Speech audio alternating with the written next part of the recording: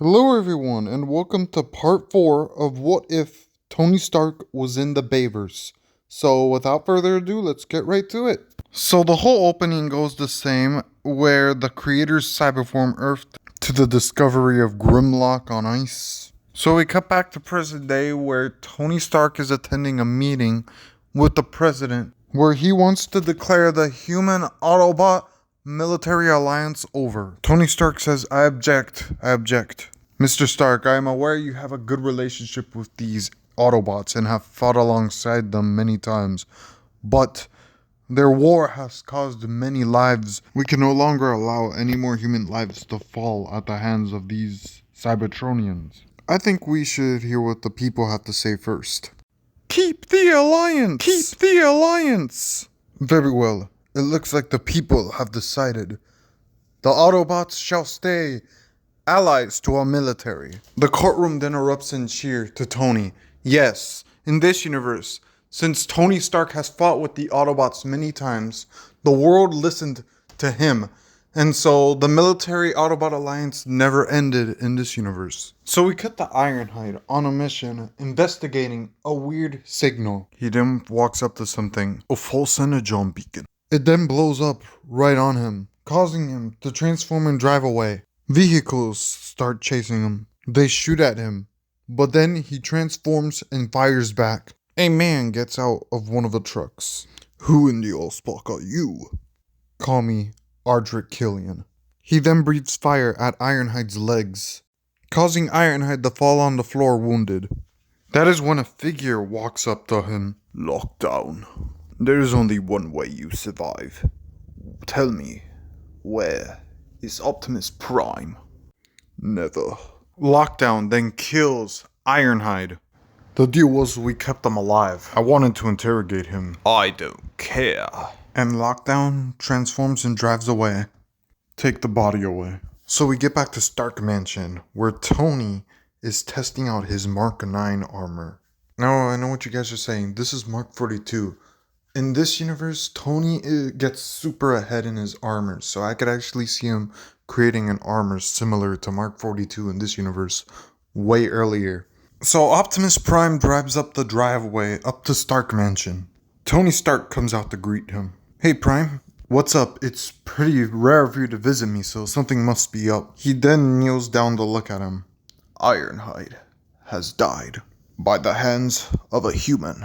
And let's just say there's a news report with Killian on it. And he is a founding member of something known as KSI, which will help us pave the way to a futuristic world. And here he says, my company and I are working to make the greatest technological advancements this world has ever seen. Mr. Killian, how did you acquire this metal?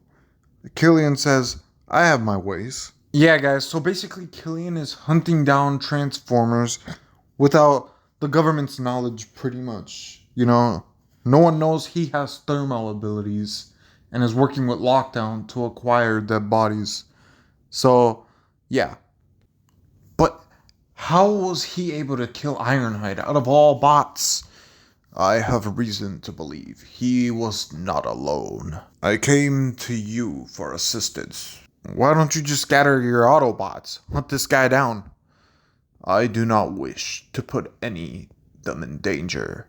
I came to you because this also involves one of your former adversaries.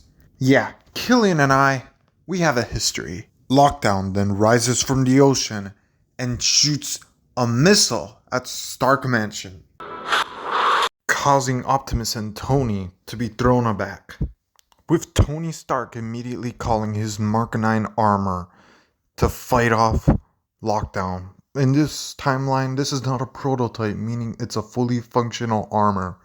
So, here we go. So we see Lockdown start chasing Optimus.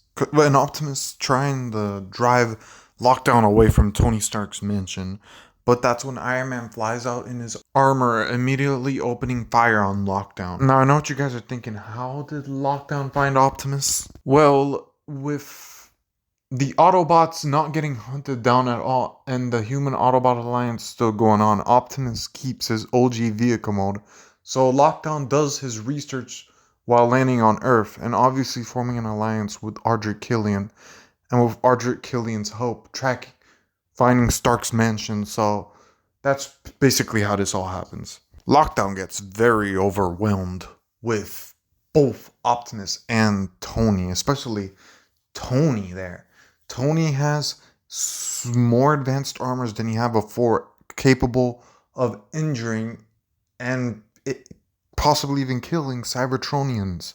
And I do see eventually both of them killing Lockdown, just like in canon somewhat, with Optimus using his sword, cutting Lockdown through the chest, and Tony using his arc reactor and shooting Lockdown in the head, killing him.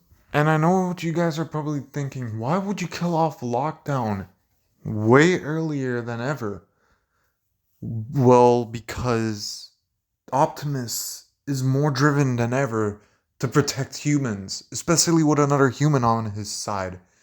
He doesn't want any more harm to come to the people of Earth and his Autobots.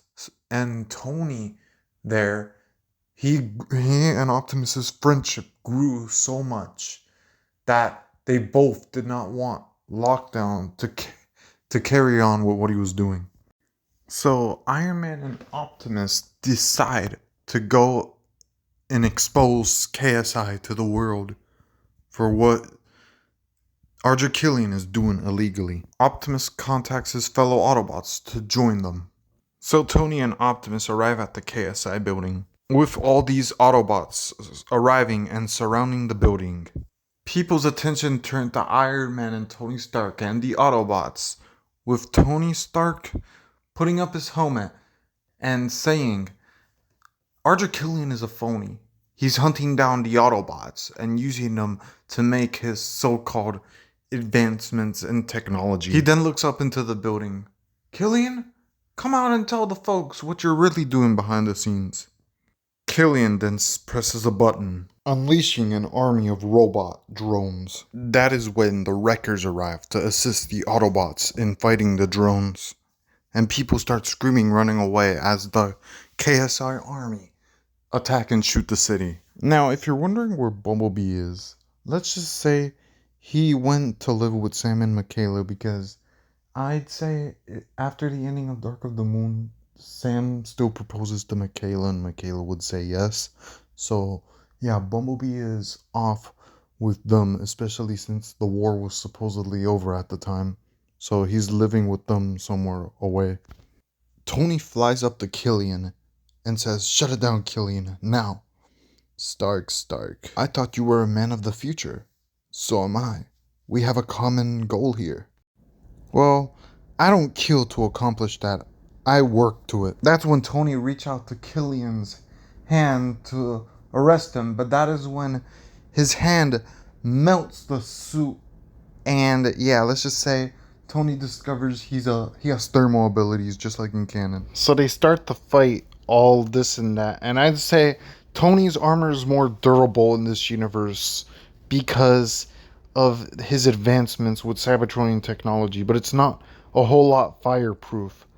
But eventually, with a lot of skill and intelligence, Tony Stark does pull off the same move he did to Ardric Killian in canon, with Ardric Killian meeting his demise. All of the Autobots managed to defeat all of the KSI drones, except with Optimus and Galvatron fighting. "You have no soul. That is why I have no fear." All of the Autobots then surround Galvatron, with Galvatron realizing that he needs to fall back. The Autobots rush all at him in a circle, but then he uses his Transformium nanotech ability to swoosh by all of them, transforms and leaves. All the humans come out cheering at their heroes for saving their lives. And KSI is hereby decommissioned and terminated. We now cut to a hill where Galvatron is looking down in the distance at the heroes. "We shall meet again. For I, Megatron, am reborn. And that's where I'm going to leave it off here, everybody. Hopefully you guys enjoyed part 4, and I will see you guys in the finale.